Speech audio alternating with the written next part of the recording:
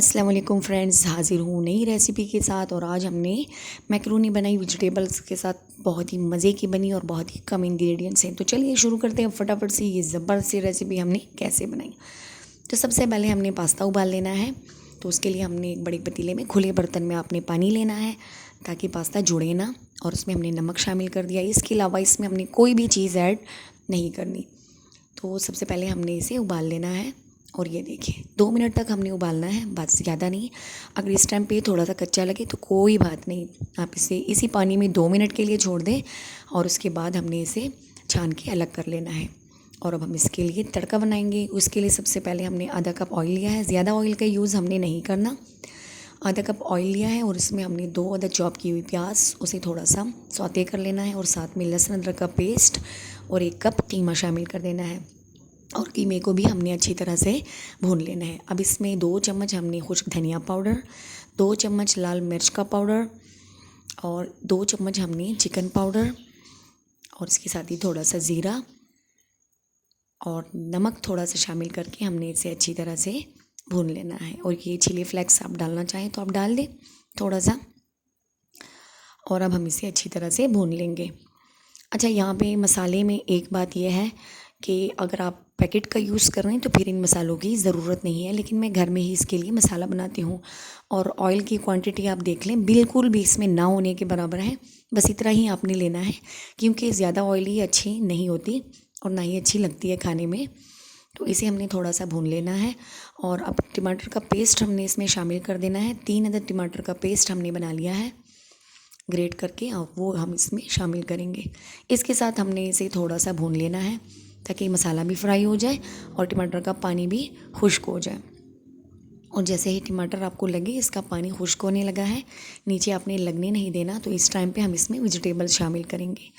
अब वेजिटेबल्स में हमारे पास बंद गोभी है, 1 अदद हमने ली है और बारीक, बिल्कुल बारीक करके हमने उसे काट लिया है। अब एक फूल था गोभी का बंद वाला, वही मैंने पूरा बिल्कुल बारीक काट के वो सारा ऐड कर दिया है।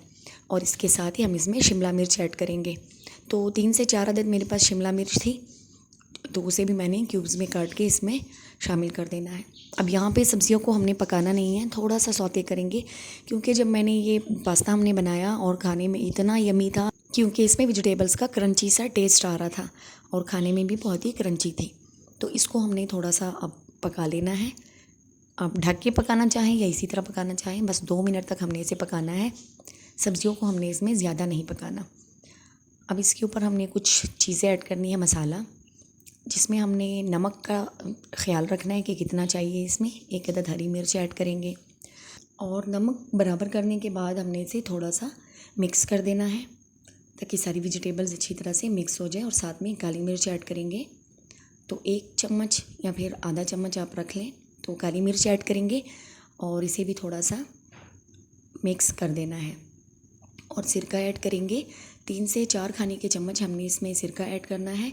और इसी तरह हमने इसमें सोया सॉस ऐड करना है। चिली सॉस मैं ऐड नहीं करूँगी, क्योंकि मेरे पास जो केचप है वो भी चिली गार्लिक का है, तो इसलिए हम ऐड नहीं करेंगे। अगर आपको पसंद है तो आप ऐड कर सकते हैं।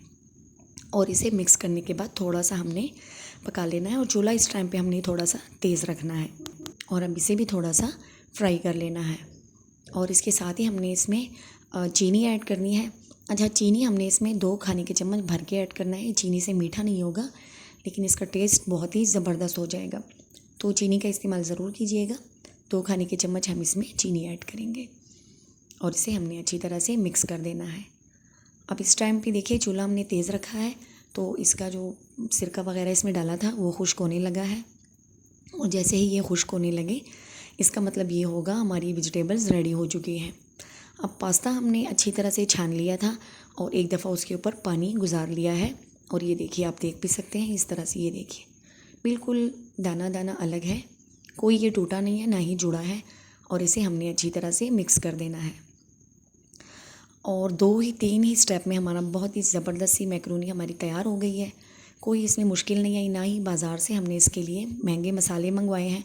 बस घर के मसालों से हमने बनाया है और बहुत ही यमी बना है। और ये देखिए भर के जो है हमने इससे एक पतीला बना लिया है और बहुत ही मज़े का बना है। अब इसे थोड़ा सा मिक्स करेंगे। चूल्हा भी हमने बंद नहीं किया है, थोड़ा सा इसे फ्राई करना है तकरीबन 1 से 2 मिनट के बाद। और लास्ट में हम इसमें आलू ऐड करेंगे। एक अदद बॉईल करके मैंने रखा हुआ था, वो क्यूब्स में कटा हुआ, वो ऐड करूँगी और इसे भी थोड़ा सा हमने मिक्स कर देना है। और अब केचप मैं इसमें ऐड करूँगी, तो केचप आप अपनी मर्ज़ी से रख सकते हैं। अगर आप इस टाइम पे ना डालना चाहें तो भी कोई मसला नहीं है, आप सर्विंग के वक्त भी ऐड कर सकते हैं, लेकिन मैं इस टाइम पे इसमें ऐड करूँगी थोड़ा सा, ये देखिए, चिली सॉस। और बस थोड़ा सा इसे मिक्स कर देना है। बस बहुत ही ज़बरदस्त हमारी यमी सी मैक्रोनी तैयार हो चुकी है। और अब हम इसे चूल्हा बंद कर देते हैं और इसे उतार देते हैं।